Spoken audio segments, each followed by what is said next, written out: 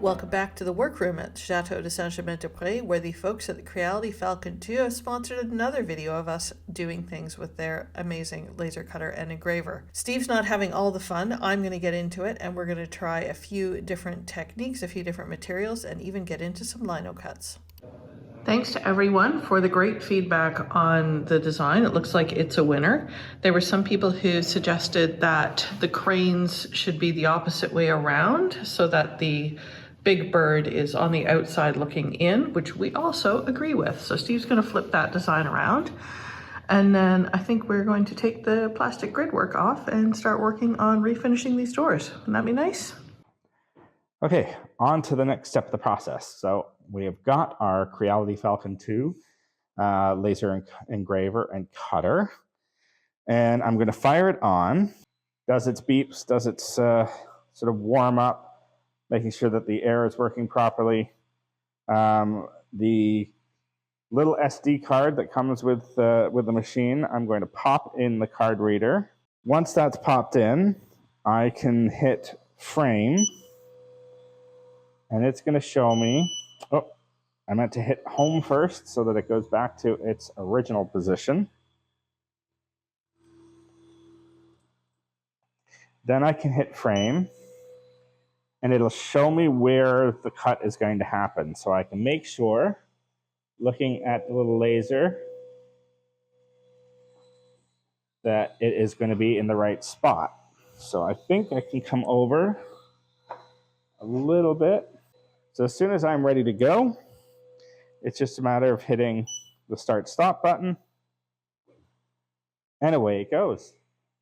So that's basically the process, going from designing something in Adobe Illustrator, taking it into Lightburn to create the right file format, and then getting it onto the laser cutter. It's a relatively easy process to do that, which is really exciting for me because it means there's no, massive learning curve, or anything I want to come up with, I can do relatively quickly without having to necessarily go through hours and hours of development and learning before I go for it. So we'll let that print for a little while, and we'll see what the results are.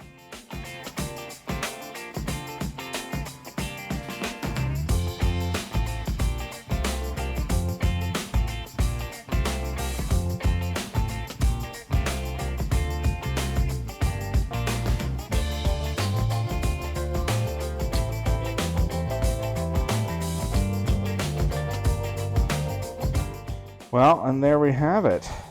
I will just turn off the machine, move it back, and look at that. That is a really nice clean cut. So that's obviously the off cut there. Oh, let me just do a little cut on the back there.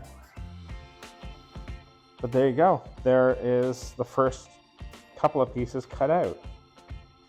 And you can see pretty clearly here, these are where I have got the tabs. It all fits in nice and perfect. So we'll glue that, we'll sand it, and most likely paint it as well. So you aren't likely to see too much of this at the end, but there you go. First piece down, only 19 more panels to go.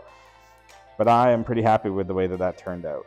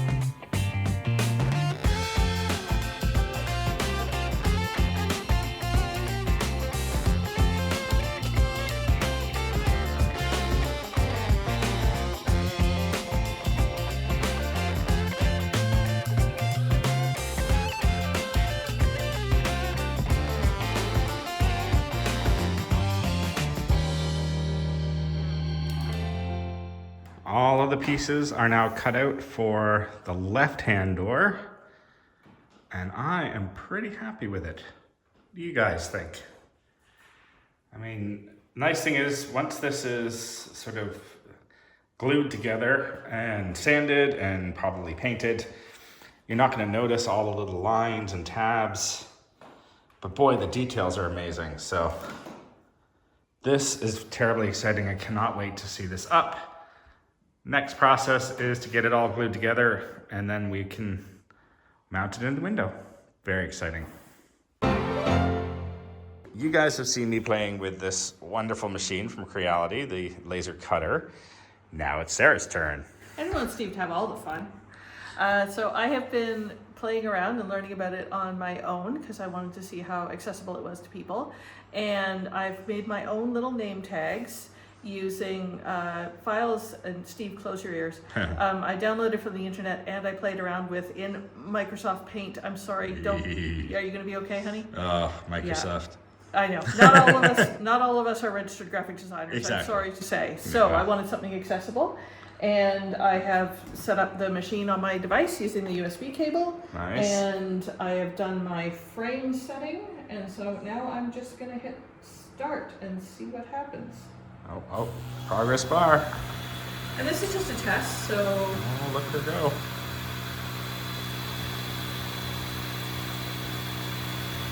All right, looks like it's moving.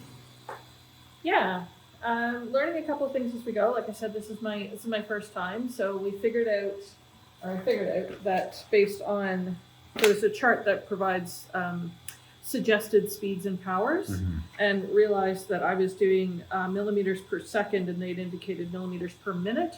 Right. So they did some math there and sorted that out, and so that was obvious because the first time this ran, it was just zing, zing, zing, and it was done, right? Right. And there was really nothing to show for it. So once we put that back down to per second, as you can see, things are coming out again. So for me, it's fairly intuitive to put the layers together and figure out what needs to be filled and what needs to be cut and set the power and speed accordingly. Right. The Lightburn is a free trial, and Microsoft Paint most people have if they're on an OS, like on a Windows OS. So that part feels accessible to me, which is good. Yeah, we'll see what happens when this comes out, but I can read our names already, so that's really look at good. that. That's a good start. Yeah, I mean, the thing that I found with just working with this, as a bit more experience playing with it, it really is a bit of trial and error too.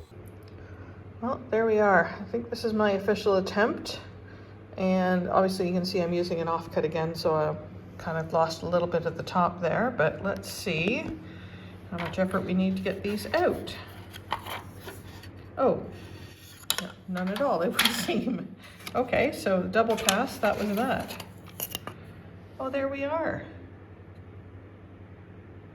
Oh, that's cute. Kind of see how the top would look, because it's, oh, I quite like those. And then we'll make a little stand for them. And those can be our nameplates. Oh, I like them very much. This is something new for me. I'm doing a offset fill. So what that means is I'm leaving the design in high relief and it's etching the bottom. And if you can see just how high that is, I used a thicker piece of wood. And the idea is that this can now become a woodblock stamp. Well, I've given it a good sanding and a bit of a wash to just get all of the little bits out. And that's turned out really beautiful. And for anybody who thinks they recognize this design, it's because I've recreated the pattern that we have on our walls here. If you haven't seen these before, these are borders that we have on our mezzanine level. And on the top and the bottom, all the way around, done in fabric. And we think are original to the 19th century part of the house. So it's nice that we now have this recreated and we can use it to decorate other things. Okay, I've just been out to the table saw and cut all of the pieces off here, and you can see the relief. And this is a repeating pattern. So, you know, as this prints, this matches that side. So we'll be able to print it and then move it over and print it again, and you'll get a continuous line of the same pattern, which is truly exciting. So I guess all that's left to do is to ink it up and give it a try. Okay, for the first attempt with this thing, or this stamp, I am going to just use a little bit of paint it on and stamp it down and see how it looks.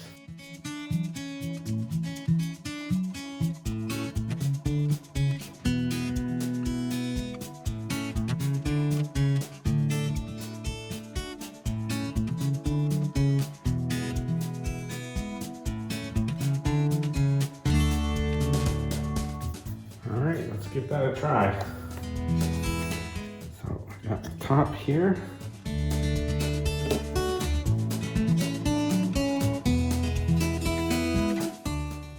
Semi-successful.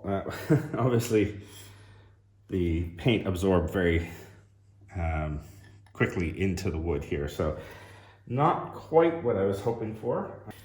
Okay, I've decided I'm going to make a second attempt, only this time using a roller. So we'll see. I'm not quite sure how to do this. If it's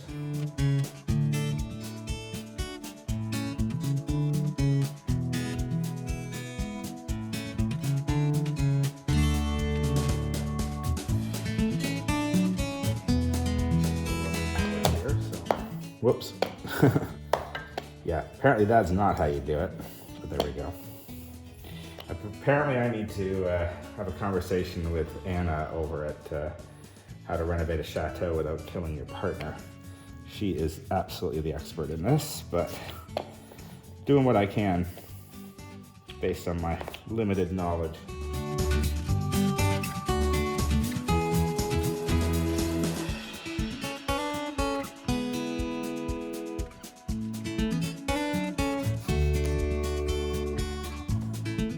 Oh, wow, there you go. You're getting a much more detailed print. Still not enough ink, obviously, on there, or I'm using the wrong paint, but at least the details are far sharper, like the lines are far sharper. So I'm onto something, I think. It's just a matter of playing around with the block and the actual ink that I'm using to, or the paint that I'm using to make the impression. Cool though, it's kind of fun. It's fun playing with, and it's just a matter, I think, of working with the elements, and we'll get there in the end.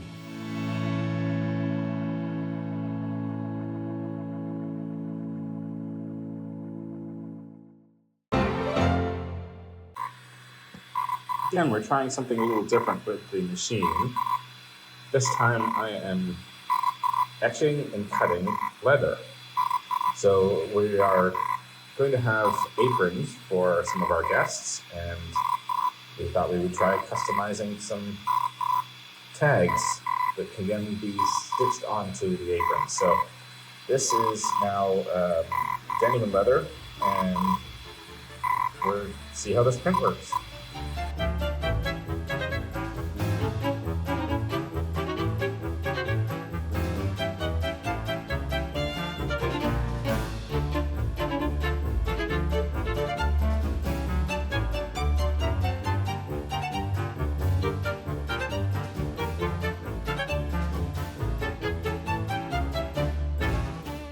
Well, there you go. There's the tags in leather. There was a bit of an issue. For some reason, it did 2 passes. I'm gonna have to look at my settings.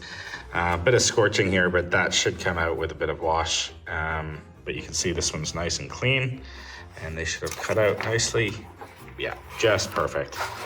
So now we've got leather patches to go on the aprons. All right, Sarah, you've got something to educate us. I'm cooking up. Uh-oh. One of the things I want to try on the laser cutter is doing cutouts on fabric, but most of the fabric that you are wearing is flammable. Some of it's had like fire retardant stuff applied to it, but basically any of the natural fibers are are quite flammable, and anything polyester is actually plastic, so it'll melt. So we're going to need to pay careful attention when we have this on the frame and under the laser cutter to make sure it actually works and doesn't just, you know, set the place on fire. So I just thought I'd show a bit of what happens. So this is a polyester material. And you see how it's like sparking and melting, basically? Yeah. That would be really unpleasant on your skin, so we won't do that. So this is another really raw cotton. This is like a wick, right? So it's gonna behave basically like a candle wick if you apply flame, but it doesn't, it burns, but not as aggressively. And I think we might get away with this with the laser cutter because it's so fast. So that's the one I want to try. But, so the intention is to be able to, what, cut patterns on the laser? Shapes out or appliques, so that I'm picturing like one layer of fabric on top of another and then kind of embroidered in place. Cool. Yeah. So we can do all kinds of design. Yeah. Fun. Yeah. All right. Cool. Let's give that a shot. Okay. I ran a bunch of tests starting from a very high speed and a very low power, which had no impact on the fabric at all. And I just kept reducing the speed and increasing the power until I found something that left a mark. And then a little bit further, and that went down to the cutting range. And it actually turned out to be about 100% power and 100 millimeters per second, which I was really surprised. I probably, in retrospect, could have gotten that cue from Steve's paper cutting because it would be about the same and the same flame risk. I ran this with my hand on the emergency stop and my laptop right next door, and a little bit of damp sponge in case anything did ignite, but I had no worries at all, no sign of a flame, and I was really happy with the result. Appliques, here we come. We want to thank Creality again for providing this really excellent machine. We are so looking forward to seeing what else we can create with it. There'll be a purchase link in the description of the video, of course.